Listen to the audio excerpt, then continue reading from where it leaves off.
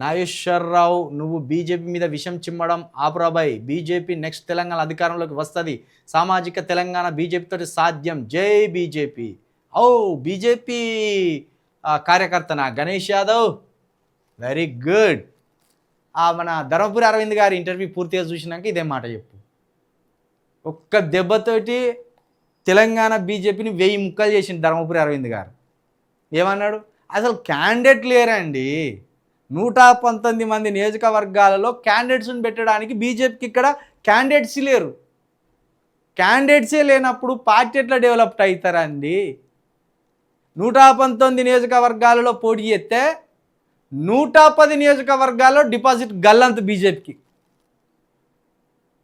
మరి మన బీజీ బిడ్డ గణేష్ యాదవ్ ఇది ఈ పిచ్చిలో ఎందుకు పడ్డావు? బీజేపీ పిచ్చిలో ఎందుకు పడ్డావు? బీసీ బిడ్డవు. ఎక్కువ నష్టం జరిగింది మీకే బీజేపీ వల్ల. మీ రిజర్వేషన్లు ఏమో పెంచలేదు. మీకు గదే 23% రిజర్వేషన్లు ఉన్నాయి. ఓసీలకు తీసుకుపోయి 10% రిజర్వేషన్లు ఇచ్చిండు. మీ 42% రిజర్వేషన్లు పెంచమంటే అది తీసుకుపోయి మూలన వేసిండు. మనకు బీసీ నినాదం తెలియదాయే, బీసీల గురించి ఆలోచించమాయే, బీసీ మహాత్ముల గురించే తెలియదాయే మనకు. బీపీ మండల్ గారి గురించి ఏమైనా తెలుసా యాదవ్? తెలియదు. ఏం చేస్తాం? జ్యోతిరావు పూలే గారి గురించి ఏమైనా తెలుసా? తెలియదు. ఏం చేస్తాం? సాహు మహారాజ్ గురించి ఏమైనా తెలుసా? తెలియదు. ఏం చేస్తాం మరి? జై బీజేపీ జై మోడీ అంటాం మనం. పోయి మోడీ కాళ్ళ మీద పడిపో. బీసీల హక్కులన్నీ నాశనం చేసి మూలన పడేసింది. గా అఖిలేష్ యాదవ్ని చూసి నేర్చుకో.